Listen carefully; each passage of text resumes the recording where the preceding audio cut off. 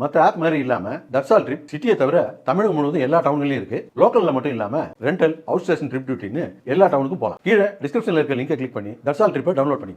திரு கண்ணதாசன் தமிழக வாழ்வுரிமை கட்சி வெளியேறிவிட்டது. ஒரு பெரிய நிறைய விமர்சன கருத்துக்களை உருவாக்கியிருக்கு. நேற்று வரை இழுபறி கூட்டணி இடப்பகிர்வு தொடர்பாக பேசியிருந்தாங்க அப்படின்னு தான் நம்ம பேசியிருந்தோம். இப்போ ஒரு கூட்டணி கட்சி, பிரதான கட்சியே வெளியே வந்துருச்சு. கடுமையான அதிருப்தியை வெளிப்படுத்தினார் உங்களுடைய தலைவர். எப்படி பார்க்குறீங்க கண்ணதாசன்? இல்லை, பொதுவாகவே தமிழக வாழ்வுரிமை கட்சி நீண்ட காலமாகவே வந்து திமுகவோட நாங்கள் பல்வேறு கோரிக்கைகளின் அடிப்படையில் தான் முதல்ல கூட்டணி பேச்சுவார்த்தையில் ஈடுபட்டிருக்கோம். அது தலைவருமே அதை தான் வலியுறுத்துறாரு. எங்களுக்கு வந்து நீங்கள் தொகுதிகளை விடவும் முதன்மையானது, நாங்கள் 2019 நாடாளுமன்ற தேர்தலில் கூட்டணியில் இணையும் போதே முதல்ல நாங்கள் வந்து தமிழ் இனம் சார்ந்த பல்வேறு கோரிக்கைகளை, தமிழ்நாட்டு மக்கள் சார்ந்த கோரிக்கைகளை மையப்படுத்தி தான் கூட்டணியில் இணைந்தோம். 2021 சட்டமன்ற தேர்தலும் அந்த கோரிக்கையின் அடிப்படையில் தான் இணைந்து வேலை செஞ்சிருக்கிறோம். கடந்த 5 ஆண்டுகளில் சட்டமன்றங்களில் ஆட்சி அமைந்த 6 மாதம் தொடங்கி இந்த நிறைவு காலம் வரை அண்ணன் வேல்முருகன் பல்வேறு கோரிக்கை வலியுறுத்தி சண்டையோடு தான் இந்த 5 ஆண்டுகளை வந்து தமிழக வாழ்வுரிமை கட்சி திமுக கூட்டணியில் நிறைவு செஞ்சிருக்கு. மீண்டும் வந்து இந்த கூட்டணியில் தொடர வேண்டும் என்பதால் எங்களுக்கான சில கோரிக்கைகள், எங்கள் மக்களுக்கான சில கோரிக்கைகளை வலியுறுத்தி தான் அந்த கூட்டணி பேச்சுவார்த்தை நாங்கள் ஈடுபட்டோம். இதுவரை இந்த கோரிக்கை நிறைவேற்றுவதாக அல்லது பரிசீலிப்பதாக கூட முதல்வர் தரப்பிலிருந்து எந்த விதமான ஒரு உத்தரவாதமும் வரவில்லை என்கிற அந்த இறுதி நிலைப்பாட்டின் அடிப்படையில் தான் இன்றைக்கு வந்து தமிழக வாழ்வுரிமை கட்சி மிக தீர்க்கமாக எங்களுடைய இறுதி நிலைப்பாடாக திராவிட முன்னேற்ற கழகம் தலைமையிலான இந்த கூட்டணியிலிருந்து வெளியேறுவதை அறிவிச்சிருக்கோம். இது உண்மையிலே வந்து தமிழக வாழ்வுரிமை கட்சியின் தொண்டர்கள் அனைவருமே மகிழ்ச்சியோடு எடுத்துக்கிறோம். ஏன்னா தமிழக வாழ்வுரிமை கட்சி மீண்டும் மீண்டும் வந்து திமுகவின் தவறுகளுக்கு நாங்கள் வந்து தவறுகளுக்காக நாங்களும் பழி சுமக்கக்கூடிய நிலையை தான் இந்த 5 ஆண்டுகளை வந்து நாங்கள் கடந்திருக்கோம். இந்த 5 ஆண்டுகளில் தவாக மீது எந்த விதமான சிறு குற்றச்சாட்டுகளுமே கிடையாது. தமிழக வாழ்வுரிமை கட்சி நிர்வாகிகள் எங்கேயும் வந்து தவறான செயல்களில் ஈடுபட்டாங்க, கட்ட பஞ்சாயத்தில் ஈடுபட்டாங்க, எந்த குற்றச்சாட்டும் கிடையாது. ஆனால் திமுக மீதான விமர்சனங்கள் அத்தனையும் நாங்கள் வந்து சுமந்து கொண்டுதான் திமுகவின் ஆட்சிக்கு துணையாக நின்று இருக்கோம்.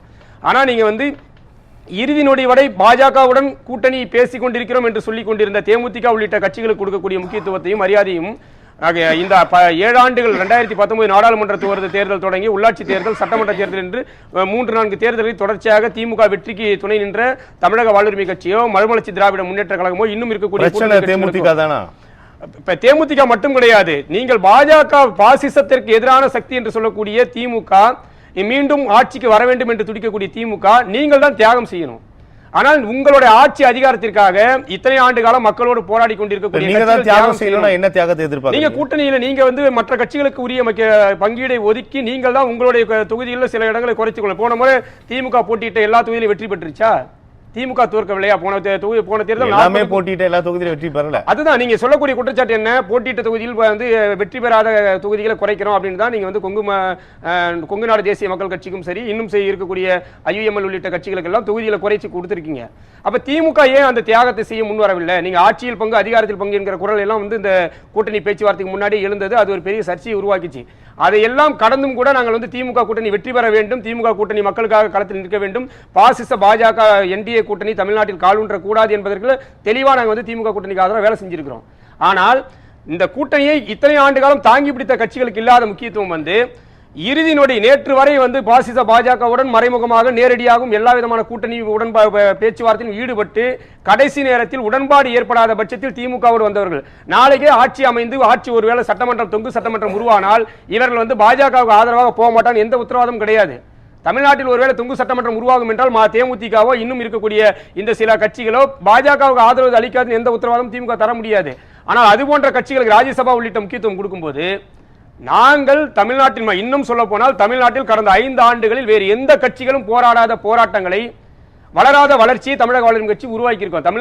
தமிழ்நாடு தழுவி இன்றைக்கு 234 சட்டமன்ற தொகுதியிலும் தமிழக வாழ்வுரிமை கட்சியின் வளர்ச்சி அபரிமிதமானது. நீங்க மட்டும் இல்ல, இப்ப மார்க்சிஸ்ட் பாக்குறோம், மக்கள் நீதி மையம் பாக்குறோம், விசிக பாக்குறோம், தேமுதிக, இன்னும் யாருக்குமே இடங்கள் உறுதிப்பட எல்லாருமே அவங்களுடைய நீங்க இந்த கால் எடுக்கிறதுக்கான காரணம் நாங்க வந்து தெளிவா இருக்கு. எங்களுடைய முடிவை நாங்க எடுக்கக்கூடிய இடத்துல இருக்கிறோம். இப்ப நீங்க வந்து விசிக நீங்க ஏற்கனவே திட்டமிடலா இது இல்ல, நீண்ட காலமா கிட்டத்தட்ட ஒரு 3 மாத காலமாக தலைவர் வந்து எங்களுடைய கட்சிகளின் முக்கியமான அமைப்பு குழு, உயர்மட்ட குழு உள்ளிட்ட கூட்டங்கள்ல தெளிவா தான் பதிவு பண்ணியிருக்காரு. இந்த முறை மீண்டும் ஒருபோதும் ஒரு சீட்டோ அல்லது நம்மளுடைய கோரிக்கை ஏற்காத பட்சத்திலோ கூட்டணியில் தொடர்வதில்லை அப்படிங்கறதுல தெளிவா இருக்காரு. இன்னைக்கு திமுக எங்களுக்குமான முதன்மை முரண்பாடு, திமுக கூட்டணியில் வேற எந்த கட்சிகளும் நிபந்தனை வைக்கல. எங்களுக்கு கிடைக்காததா கோரிக்கையா? கோரிக்கை முதன்மையானது. இப்போ என்ன சொல்றாரு? இன்னைக்கு காலையில கூட அவர் என்ன சொல்றாரு? எங்கள் கோரிக்கையை நிறைவேற்ற சீட்டே வேணாம்னு சொல்றாரு. திமுக முன் வருமா? முன்வர தயாரா இருக்குதா? முதல்வர் வந்து சொல்ல தயாரா இருக்கிறாரா? சரி, வேல்முருகன் அவர்கள் வைக்கக்கூடிய கோரிக்கைகள் எல்லாமே மக்களுக்கானது. ஒருவேளை ஒரு 5 சீட் 5 இடங்கள் உங்களுக்கு உறுதிப்படுத்தியிருந்தா இந்த பேச்சு வந்திருக்காதோ? 5 இடங்கள் கொடுக்கும் பட்சத்தில் இந்த பேச்சு சட்டமன்றத்தில் கூடுதலாக எதிரொலிச்சிருக்கும். நீங்க அதையும் பார்க்கணும். எங்க கட்சியின் சார்பில் ஒரு வெளியேற முடிவை தவிர்த்திருப்பீங்களோ? அப்படியெல்லாம் நீங்க இது பண்ண முடியாது. எங்களுடைய கோரிக்கைக்காக நாங்கள் வந்து தொடர்ச்சியாக போராடுவோம், அழுத்தம் கொடுத்துட்டு தான் இருப்போம். ஆனால் கூடுதல் இடம் என்பது இன்னும் நாங்கள் பேசுவதற்கான வாய்ப்பு அதிகரிக்கும் அப்படிங்கறத வந்து நீங்க மறுக்க முடியாது. இப்போ ஒரு வேட்பாளராக உள்ள ஒரு சட்டமன்ற உறுப்பினர் பேசுவதற்கும் நாங்கள் 5 பேர் வெற்றி பெற்று உள்ள போய் பேசுவதற்குமான இன்னும் பலம் எவ்வளவு இருக்குன்றதை பார்க்கணும்ல. நாங்கள் அதையும் கவனத்தில் கொண்டு தான் முடிவெடுக்க முடியும். இப்போ கோரிக்கைகள் பேசுறாரு, இடங்கள் கேட்ட இடங்கள் கிடைக்கல அப்படின்றத கடந்து எங்களை நடத்திய விதங்கள் அப்படின்லாம் நிறைய கடுமையான அதிருப்தி வெளிப்படுத்தினார் வேலுமுருகன். அதெல்லாம் இந்த நெருக்கத்துல இப்படி பகிர்வது கரெக்டா சரியா அப்படின்றது நீங்க இந்த கூட்டணியில் எந்த கட்சிகளும் நிபந்தனை வைக்கல, கோரிக்கை வைக்கல, அவங்க கொடுத்ததை வாங்கிட்டு போறாங்க. தமிழக வாழ்வுரிமை கட்சி மட்டும் எப்படி கோரிக்கை வைக்கலாம் அப்படிங்கிற அந்த பார்வை வந்து நாங்க வந்து கண்டிக்கிறோம். ஏன்னா அது தலைவரின் பாஷையில் சொல்லணும், அது வந்து பெரியண்ணன் போக்கு தான். நாங்கள் ஒரு இந்த அண்ணன் தொடர்ச்சியா சொல்வது போல நாங்கள் வந்து தேர்தல் அரசியல் கட்சி, தேர்தலுக்காக வந்தவர்கள் கிடையாது. தேர்தலை மையப்படுத்தி எங்க கட்சி வளரல. இன்னும் சொல்ல போனால் 2011-21 காலகட்டத்தில் அண்ணன் எம்எல்ஏ இல்லாத காலகட்டத்தில் தான் தமிழ்நாட்டில் மிகப்பெரிய அளவில் கட்சி வளர்த்திருக்கிறோம். பல்வேறு போராட்டங்களில் இன்னைக்கு தமிழ்நாட்டின் தமிழ் உரிமை சார்ந்த, இனம் சார்ந்த, சமூக நீதி சார்ந்த போராட்டங்களில் தமிழக வாழ்வுரிமை கட்சி முன்னின்று போராடிய காலகட்டங்கள் நாங்கள் வந்து அதிகாரத்தில் இல்லாத காலகட்டங்கள் தான். அதனால எங்களுக்கு அதிகாரம் முதன்மையானது கிடையாது.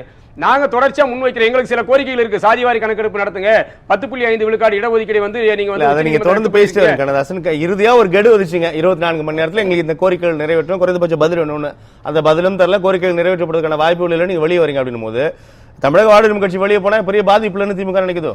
அதோடைய விளைவுகளை இந்த தேர்தல் அவங்க வந்து எதிர்கொள்வாங்க. நாங்க வந்து உறுதியா நம்புறோம். ஏன்னா எங்களுடைய பலம் எங்களுக்கு தெரியும். இன்னும் சொல்ல போனால் கூடுதலாக நீங்க வந்து இன்னைக்கு பல்வேறு விமர்சகர்களே சொல்றாங்க, திமுக கூட்டணியிலிருந்து தமிழக வாழ்வுரிமை கட்சி வெளியேறும் போது குறிப்பாக வன்னியர்களுக்கு எதிரான கூட்டணியாக திமுக கூட்டணி வந்து பார்க்கப்படும். ஏன்னா இன்றைக்கு வந்து நீங்கள் அது உண்மையும் கூட, நீங்க வந்து பாட்டாளி மக்கள் கட்சி இல்ல, பாட்டாளி மக்கள் கட்சி இரண்டு அணிகளுமே வந்து திமுகவோட இல்ல, இருந்த ஒரே கட்சி தமிழக வாழ்வுரிமை கட்சி தான். வன்னியர்களின் மிகப்பெரிய தலைவராக இருக்கக்கூடிய ஒரு தலைவர் வந்து வெளியேறும் போது அந்த வட மாவட்டங்களில் இருக்கக்கூடிய குறைந்தபட்சம் 120 சட்டமன்ற தொகுதிகளில் மிகப்பெரிய ஒரு இழப்பை, மிகப்பெரிய ஒரு தோல்வியை தமிழக வாழ்வுரிமை கட்சியின் மூலமாக திமுக பெறும் அப்படிங்கிறது தேர்தல் முடிவு வந்து உணர்த்தும் அப்படிங்கறத நாங்க சொல்றோம். அதிமுக பாஜகவோட போலன்னு சொல்லிட்டாரு உங்க தலைவர். தனித்து களம் காண போகிறீர்களோ? உறுதியா தனித்து களம் காண்போம். அதற்கான எல்லா வேலைகளும் ஏறத்தாழ வேட்பாளர் தேர்வு வரை இறுதி செய்து வைத்திருக்கிறோம். ஓரிரு நாட்களில் தலைவர் மூலமாக அறிவிப்பு வெளிவரும். 240 தொகுதியிலும் தனித்து போட்டியிட போறீங்க. 234 தொகுதிகளிலும் வேட்பாளர்கள் நேர்காணல் முடிந்திருக்கிறோம். அதில் எங்களுடைய பலம் பொருந்திய 150க்கும் மேற்பட்ட தொகுதிகளில் இறுதி செய்து வேட்பாளர்கள் நிறுத்துவோம். தெளிவாக தான் இருக்கீங்க, உறுதியா இருக்கும். நம்ம தொடர்ந்து பேசலாம். கண்ணதாசன், மக்களோட தீர்ப்பு தொடர்பாக அவங்களுடைய கருத்து, பார்வை. இல்ல, பொதுவாகவே வந்து வலைதளங்கள்ல வந்திருக்கிற கருத்து தான் பெரிய கட்சிகளின் போராட்டம் அப்படின்னு தான், பெரிய கட்சிகளின் பேராசை தான் இதோட காரணம். ஏன்னா ஒவ்வொரு தேர்தலிலும் இப்ப நீங்க மற்ற மாநிலங்களை நீங்க வந்து பாசிச பாஜகன்னு சொல்லக்கூடிய நிலையில இருந்தாலும் கூட, பாஜக ஆளக்கூடிய மாநிலங்களில் கூட கூட்டணி கட்சிகளுக்கு வந்து அந்த அதிகாரத்தில் பங்கு கொடுக்கப்பட்டது. துணை முதல்வராகவோ இன்னும் சில துறைகளின் அமைச்சர்களாகவோ பல்வேறு மாநில, மகாராஷ்டிரா உள்ளிட்ட மாநிலங்கள் கூட நம்ம எடுத்துக்க முடியும். ஆனால் இங்க வந்து நீங்க சமூக நீதி, மாநில சுயாட்சி எல்லாமே பேசிக்கிட்டு இருக்கக்கூடிய தமிழ்நாட்டில் மட்டும்தான் ஆட்சியிலும் அதிகாரத்திலும் பங்கு கிடையாது. நீங்க வந்து கடைசி வரைக்கும் எங்களுக்கு வந்து வெறும் ஓட்டு கேட்டு ஒரு கொடி பிடிக்கக்கூடிய நிலையில தான் கூட்டணி கட்சிகள் இருக்கணும். இதுல இன்னும் ஒரு கொடுமை என்னன்னா, கொடி பிடிக்க கூட எங்களுக்கு சில இடங்கள்ல வந்து கூட்டணி கட்சிகளை, விசிகா போன்ற கட்சிகளுக்கு சில இடங்கள் வந்து அவங்க கொடியை கூட பயன்படுத்துறது கிடையாது. குறிப்பிட்ட சொல்ல முடியும். பொது இடங்களில் வந்து விசிகா கொடியை அகற்றுவதும், அந்த சமூகம் சார்ந்த இடங்கள் வந்து விசிகா கொடியோட பிரச்சாரத்துக்கு போவதும், இதெல்லாம் நடைமுறையில் வந்து சமூக நீதி பேசக்கூடிய இந்த தமிழ்நாட்டில் தான் நடந்துகிட்டு இருக்கின்றதான் நம்ம வந்து காலங்காலமாக பார்த்துட்டு இருக்கோம். இதே நிலை மீண்டும் நீடிக்கணும் அப்படிங்கிறத வந்து நம்ம வந்து முதல்ல எதிர்க்க வேண்டிய தேவை இருக்கு. இந்த பூனைக்கு யார் மணி கட்டுறதுன்ற இடத்துல தான் வந்து தமிழக வாழ்வுரிமை கட்சியோடைய இந்த அறிவிப்பை நம்ம பார்க்க வேண்டியிருக்கு.